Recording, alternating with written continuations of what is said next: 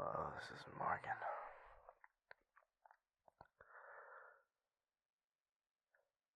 Um, hey, hi, hi. What time is it? Oh, shit. I'm sorry. I mean, uh, hey, what's happening? Are you okay? What's wrong?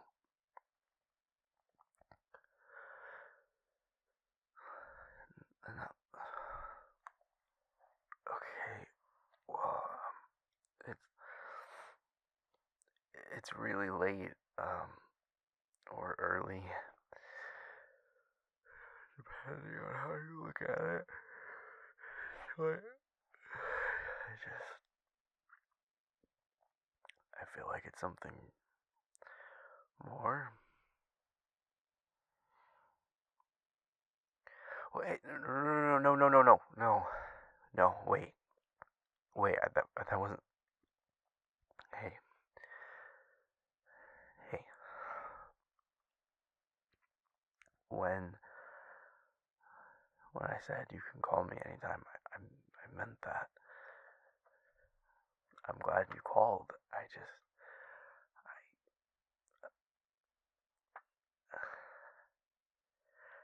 I can't really help if you don't tell me what's wrong, and I feel like something's wrong. Otherwise, you probably wouldn't be calling me at this hour out of the blue.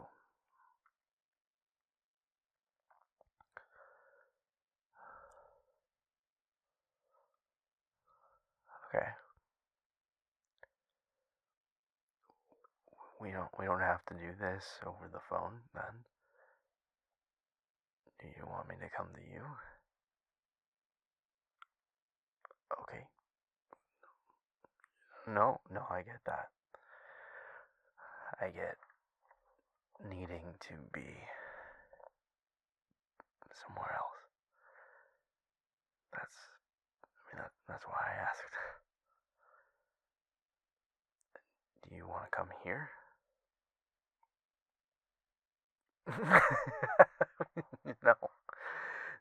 No, no, not the sodality office. I'm not. I don't live at work. I have an apartment. Yes, yeah, my place. Um, I'm like 10 miles north of the office. I can I can text you the address.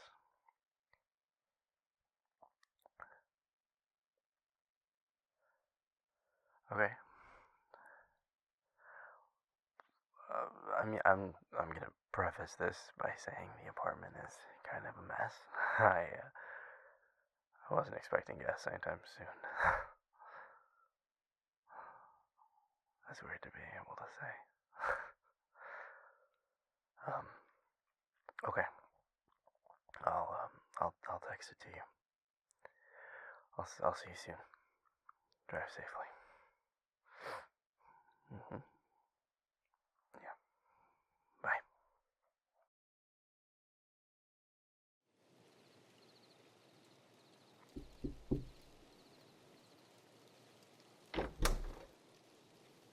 Hey, come in. Yeah, come in. Yeah. I'm sorry about the clutter and the me right now. I I figured cleaning up the apartment was more important than cleaning up me. That sounded weird. I'm sorry. Still kind of half asleep, to be honest. Oh, have a seat, please.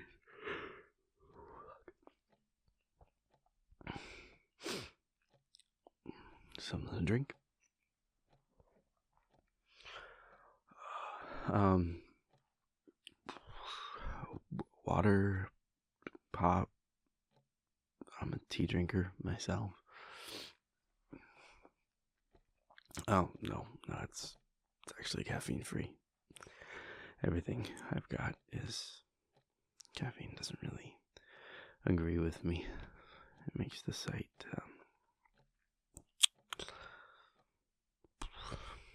fuzzy for me. It makes it harder to focus. Yeah. My version of the jitters, I guess. Okay. I'll grab you one. One sec.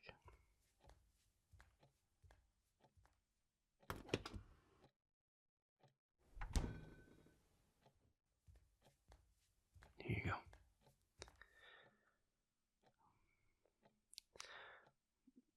Mind if I sit? Cool.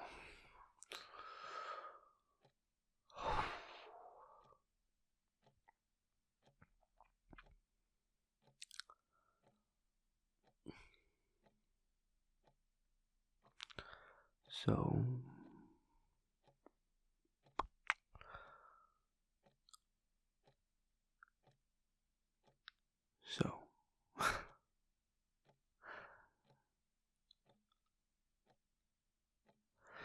um, we can use lack of sleep as the explanation for my lack of preamble, if that makes it easier. But what's wrong?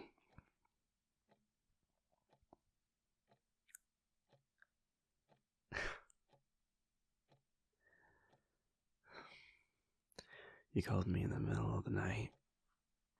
You drove all this way. You don't want to be home. You don't want to be alone. What did you see?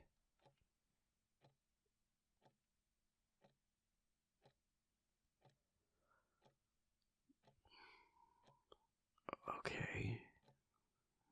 Then what didn't you see?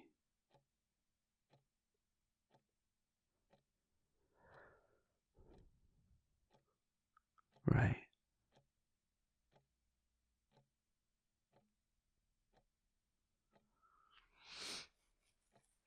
Right.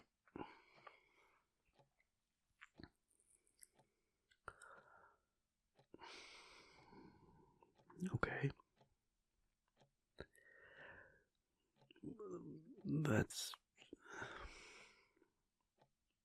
I mean, that's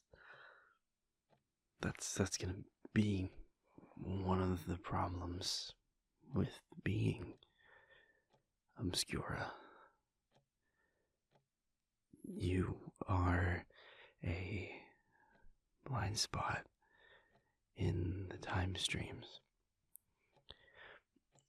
But it's not just a blind spot. That's a bit of an oversimplification. Really, you're more of an interference in the frequency. You can't see your own future, but it's bigger than that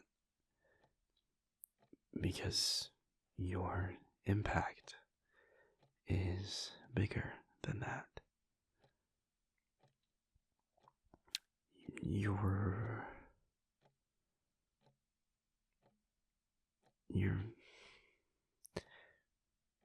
very existence, your relationship to events around you, to the things that happen to you, and the things that you happen to. That's all intertwined in a way that will affect the site. It affects the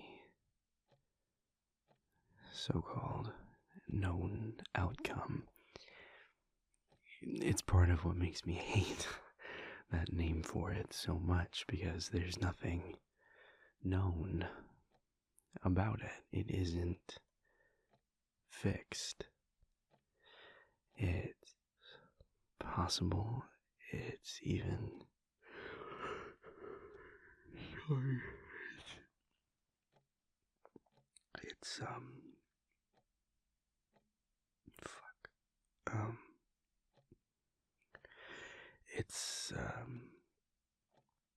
It's possible.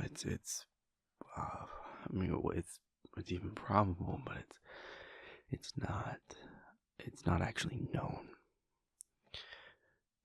because of people like you and me who are obscured because of what happens on Aria or in death. I mean, those things put out an interference effect, and when you look at the near future, those ripples are small.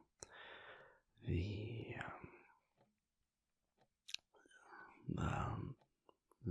margin of error for predictions is small, but the farther out you look, the bigger the ripples get. But I'm getting off the point. You are interference, and so am I. It's not just specifically events that affect only us that are hard to see, because most events don't just affect one person. There's ripples. There's ripples that come off of you. Anything that is too close to your life is going to be hard to see. And if it's close enough, it'll be impossible to see. Or at least to see the parts that affect you the most. Does that make any sense? I don't think I'm making sense. I'm sorry.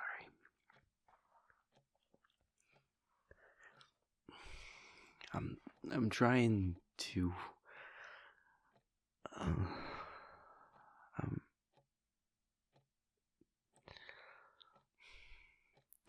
I'm not used to having to explain this part of things.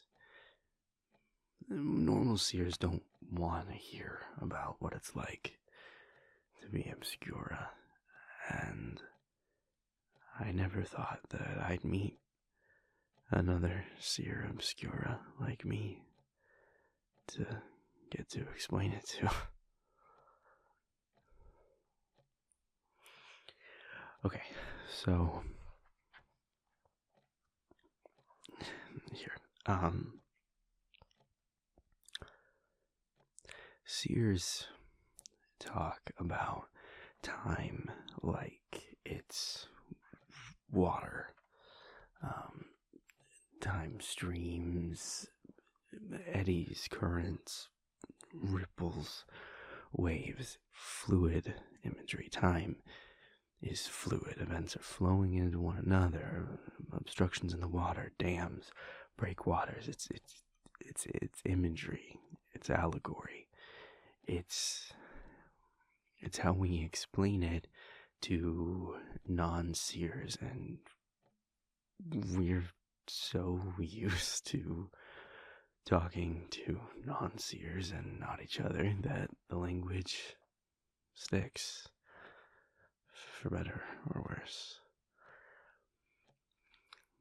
But I don't see time as water. I see time as a song, as music, because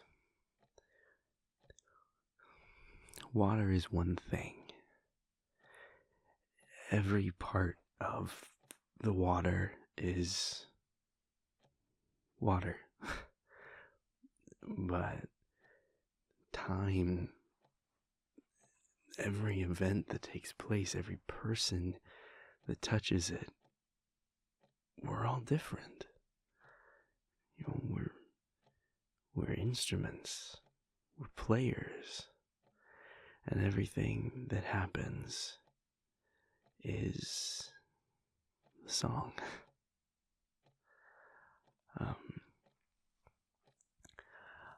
A demon tried to explain what they call the spell song to me once, and the way that she talked about it, I realized that's how I think about sight. Time as a song. And when you hear the song, when you listen close, when you listen often, when you compare your thoughts with other people who listen to it, you can start to guess what notes are going to come next. But you don't know what's going to happen next, because there's actually another band, a different band, playing in the other room, just next door. And you can't hear them. You can't hear what they're playing until the door between your two rooms opens. And it doesn't stay open for long, but when it opens, their song might be really quiet, but it might be really loud, and it mixes with the song we're playing in this room, and it has a different beat, it has a different time signature, and some of the players in here lose track of what they're doing and start to match the other song. And that person who came through the door from the other room, they pick up an instrument and they start playing it in here. And the door closes, but the echoes are still in here. And now there's a new player, and our song has changed. And you have to listen to it for a while again to get back to that place where you can guess what notes are going to be played next. And then there's you and me. Yeah. And we each have instruments, but we can't hear what music our instruments make. All we hear is white noise. And that white noise is playing all the time. And we can step away from the instrument, we can set it down on our chair, we can get up and stand on the other side of the room. We can hear the song pretty clearly from over there. But the closer we get back to our spot, that white noise gets so loud that it's all that we can make out. We are a different frequency. We are interference in the signal. That's what I meant. That's just that's how I visualize it in my head. That always made more sense to me than water.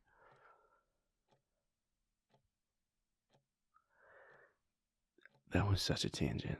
I am so sorry. Oh my gosh.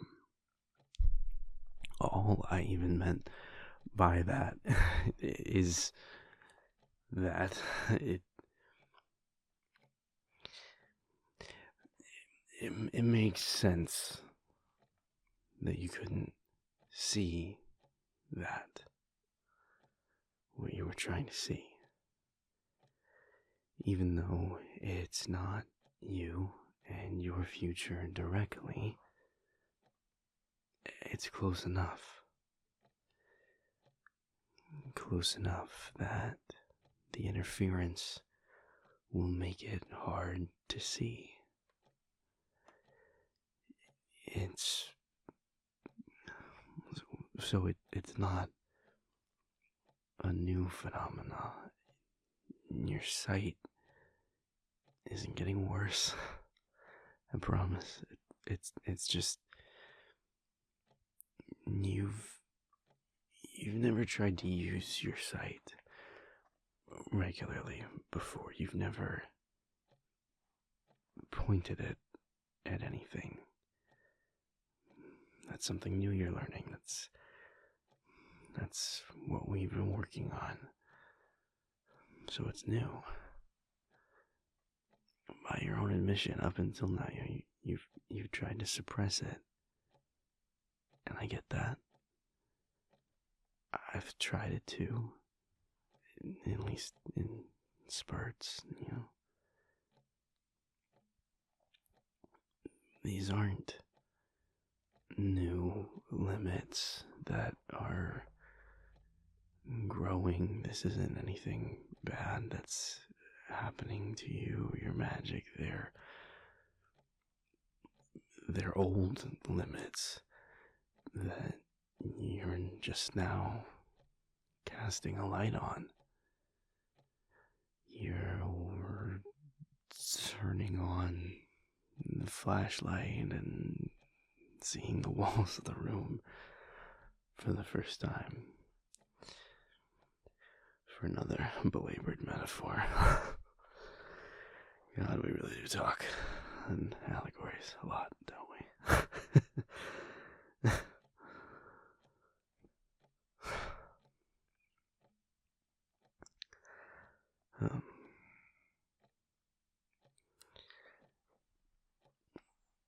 It's scary learning more about what you can do and what you can't. And it can feel overwhelming. And it can feel like you have no answers, nowhere to go, no one to ask, no rubric to gut check your situation against. I know that feeling. I felt it for years and years. I still feel it now, sometimes. But you've got me. I'm here. I don't claim to know everything, but I've been through a lot. I've had to find a lot of these answers over the years, and if my experience can make your time of learning all this easier, then I want that. I want to be that for you. I want to help.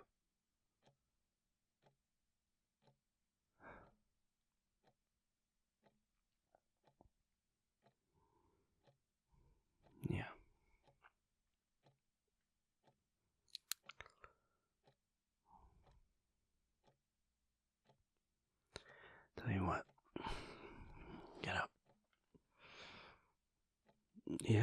Come on, stand up. Come with me. We're not going far. Just out on the balcony.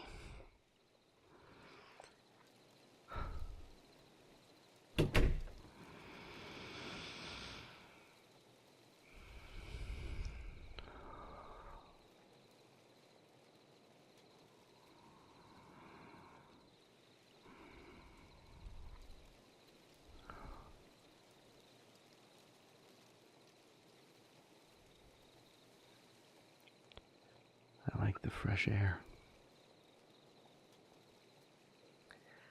I like the sounds at night.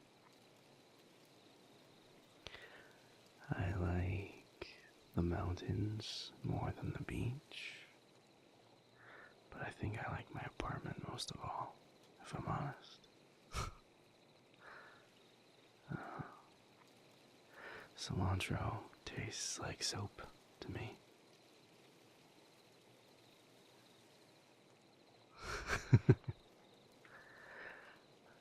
Yeah. 'Cause you didn't know that. You don't know almost anything about me. You won't know anything about me unless you want to. Unless you ask or observe. And it's the same way for me with you. And I think that's incredible. There is so much freedom in that.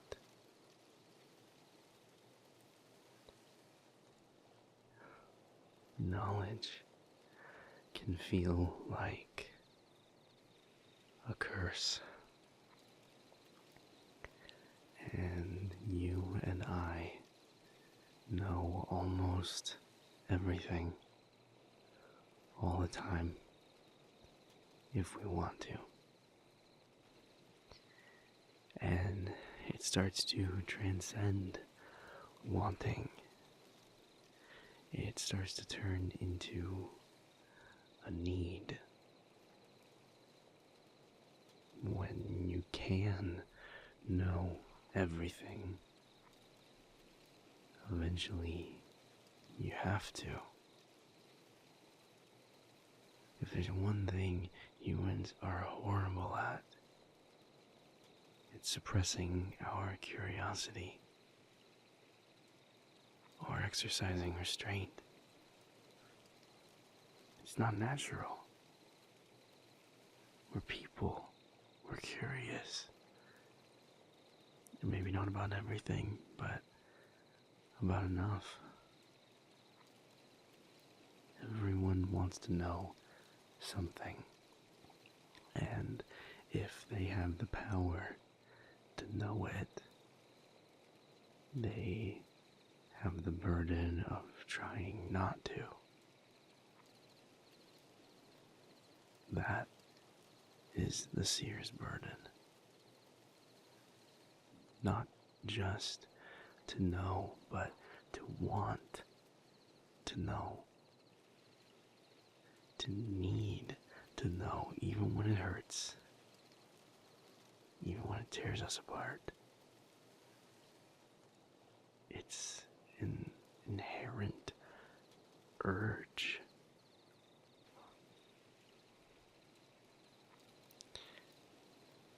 With you,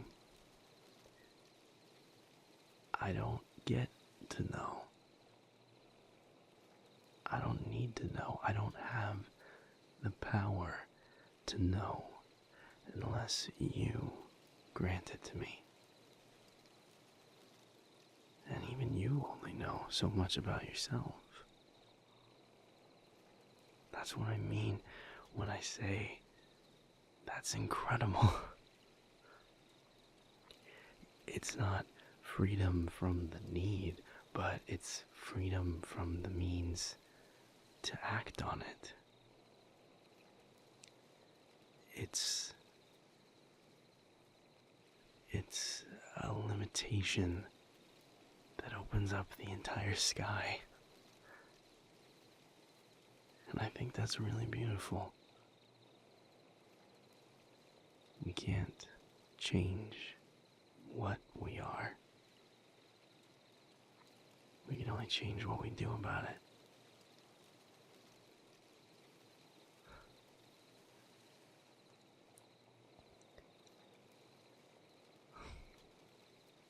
That probably doesn't really help at all.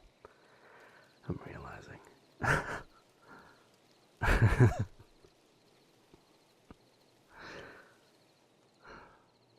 Yeah.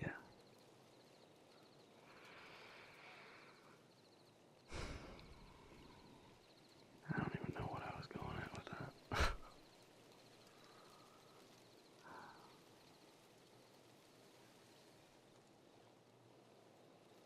Hmm. No, the demon made the spell song sound like some grand symphony, all orchestral and everything, which is great, but it's a little on the nose, right? Yeah. See, I think Time sounds like Here Comes the Rain Again by the Eurythmics.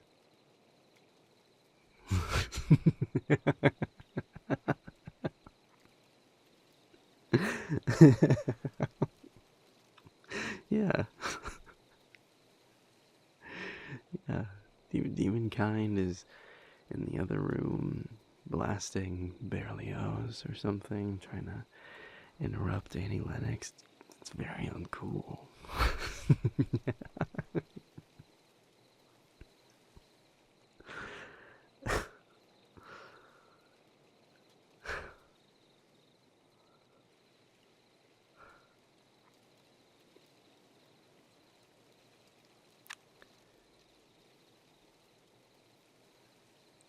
I want to know you. You won't know that unless I tell you, so I'm telling you. I want to be a resource for you. I want to help you, but I also just want to know you. You are a person first. A person with the sight, not a seer who also happens to be a person.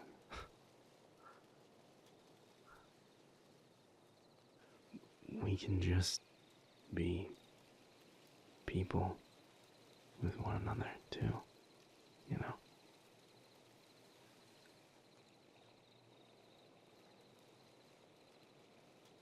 Why? Why would you?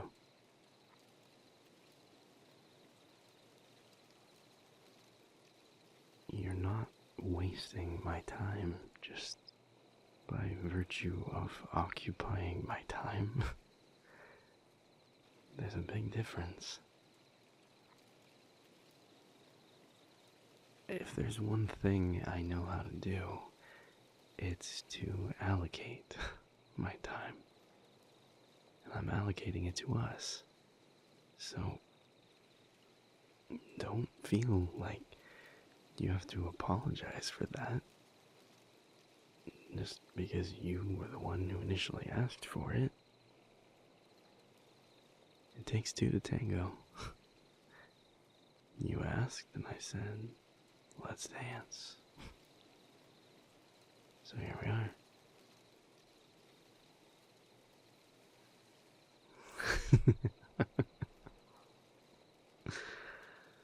Well, can't be helped. Now I'm awake. I still look like shit, mind you, but I'm up.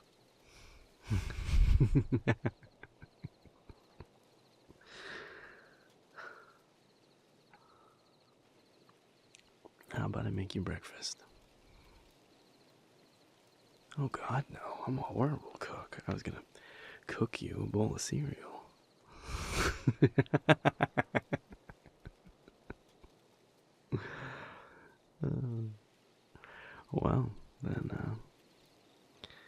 your spoon ready, I guess, because it's gonna be one for the history books. Come on.